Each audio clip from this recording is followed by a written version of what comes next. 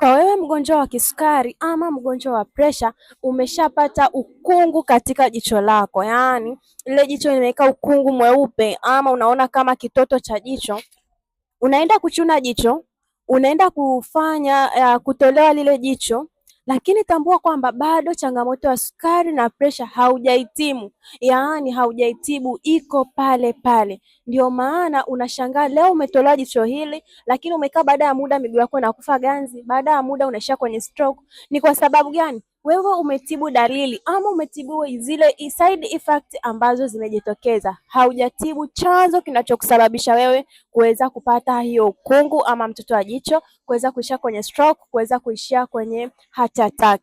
Ufanyeje? Hakikisha unatibu chanzo, elewa chanzo ili kuweza kupata matokeo. Anyway, ninawasaidia watu wanaopitia changamoto za kisukari na changamoto za presha ili kuweza kutatua changamoto zao moja kwa moja. Usiteseke tena na changamoto ya kisukari, usiteseke tena na changamoto ya presha, kwani Golden Healthcare tunajali na kuthamini afya yako.